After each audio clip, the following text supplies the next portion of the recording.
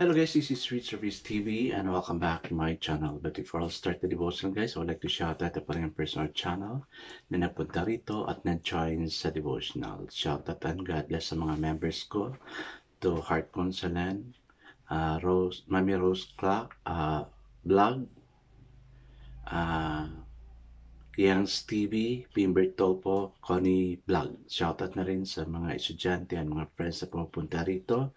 Shoutout kay Friends Shendol, Blessary Chavez, Ben Lawrence Chonko, Micaela Lazaro, Nathaniel Abilia, Mary Jane Esparis, Ashley Moreno, Trixie Claire, Leah Alcolar, Alvi Jean Walo, Alan Liagas, Kim Sari Incason, Neil Bisnar, Samantha Camille, Kyle Dawajas, Hilia Risoroso, Rosa Rosso, Dale Ramos, Lirian Lobitos, Sunshine Morga, Kim Lago, James Igot, Hart Ponsalan, Mami Rose, Crop, Yan Stevie, Michael Aburita, Connie Blog, Pingbert Tolpo, Retro Blog, Jocelyn Studio, SSC TV of Korea, and Von, Anthony Valmoria, and Lipacoteco. Shoutout na rin sa mga hindi nakisakay na manood at makinig sa devotional, but still napunta pa rin dito para manood at makinig sa devotional. God bless us all, guys.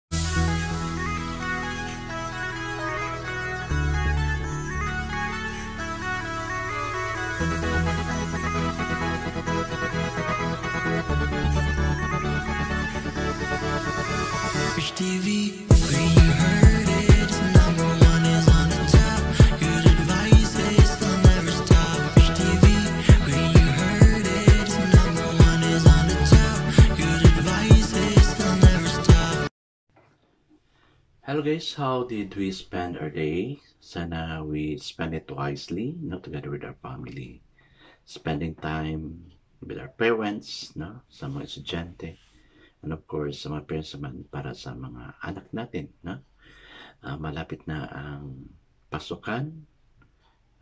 On Monday, busy na yung mga public school and probably some of the college and high school and elementary will already start their class. Kasi there is an order na this year's school year will be shortened. Yun lang yung nabasa ko pero I'm not sure about it yet. But at least, matatapos na yung classes sa March para hindi tayo masyadong mahirapan pagdating ng April and May, lalo-lalo na it's really very hot. I guess let's now proceed to our devotional. Let's open our Bible to Proverbs chapter 20. The whole chapter sana ito. Chapter 18 pala. Proverbs chapter 18. The whole chapter sana to, pero I will only read from verse 10 to 24. Still guys, I'm using the devotional study Bible because the words you say so simplified na maintindihan talaga natin. Okay, the word of the Lord in Proverbs chapter 18 verse 10 to 24 says, the name of the Lord is strong tower, the righteous run into it and are safe. Yes guys, I'm always using this one because anytime we're in trouble, so manigurado tayo na ngayon pala i-claim na natin ito. The Lord's name is a strong tower, the righteous run into it and we are safe. That's why we're running unto Him for our safety kasi He is our great shepherd. Okay, let's continue. The wall to the rich is their fortified city. They imagine it as unscalable wall. Before his downfall, man's heart is proud, but humility comes before honor. He who answers before listening, that is his folly and his shame. A man's spirit sustains him in sickness, but a crushed spirit who can bear? The heart of the discerning acquires knowledge, the ears of the wise seek it out. A gift opens the ways for the giver, and ushers him into the presence of the great. The first to present his case seems right, till another comes forward and questions him. Casting the lot settles dispute, and keeps strong opponent apart. An offended brother is more unyielding than a fortified city, and disputes are like the barred gates of a citadel. From the fruit of his mouth a man's stomach is filled.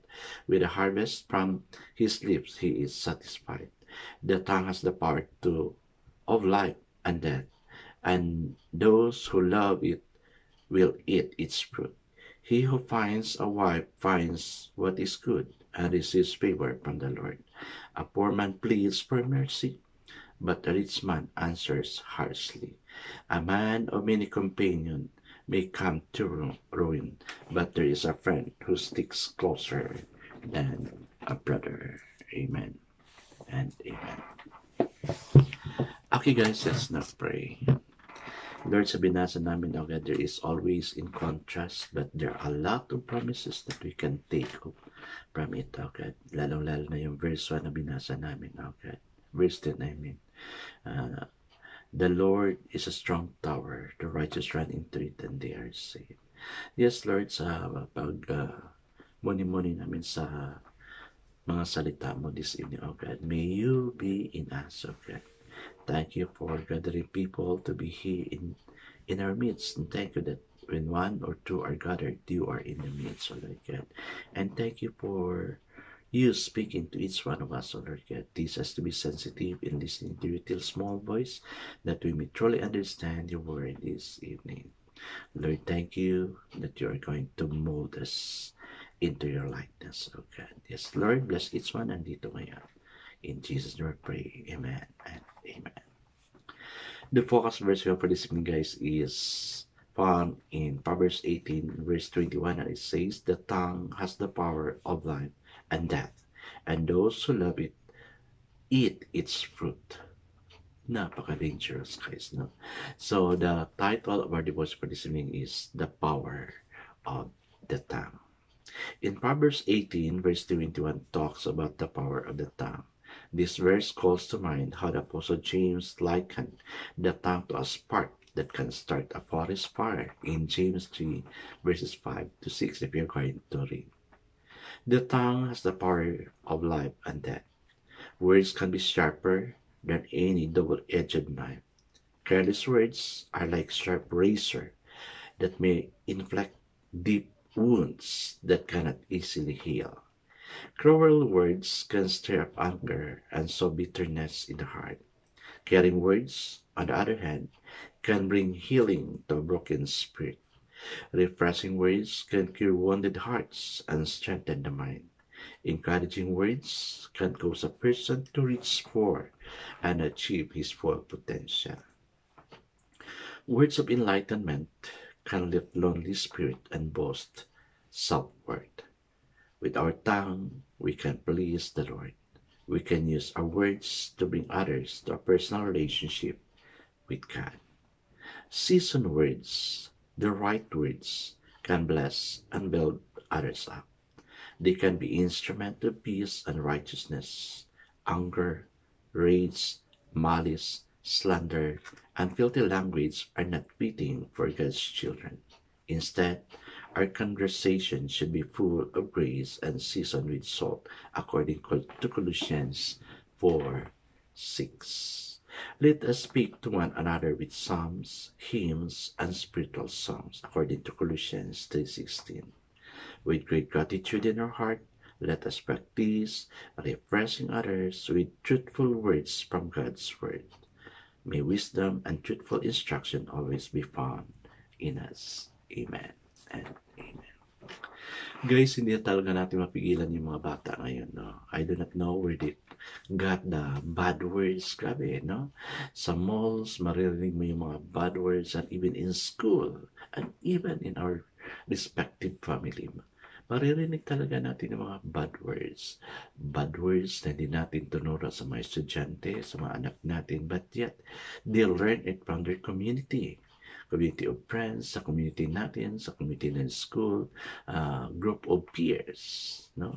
Kaya guys, kailangan natin halit sa yung sawayin natin yung mga anak natin na speaking of bad words. Sometimes it is a slip of the tongue, but actually, what comes out from the mouth is an expression of the heart. Sometimes we say it's tactlessness, but that's not tactlessness. Yun talaga yung laman ng puso mo. Kaya let's be careful, no? If we are like that, na we always release bad words sa ibang tao, let's ask God to change our heart. Kasi our heart is the wellspring of life, no? Na doon talaga lumalabas yung mga negative from our heart. It goes out from the mouth. Kaya let's correct our children or even we ourselves. Sa pamilya namin yung papa ko ang grabe maganyan. But later on, nung nagiging siya, serious na sa relationship niya kay Lord, nawawala na yung mga expression niya na ganyan. No? At praise God, may pag-asa pa tayo na ma-change natin yung sarili natin. We cannot speak of bad words. And there's always hope in God na ma-change natin yung mga words na nire-release ng mga anak natin. Okay guys, let's now pray.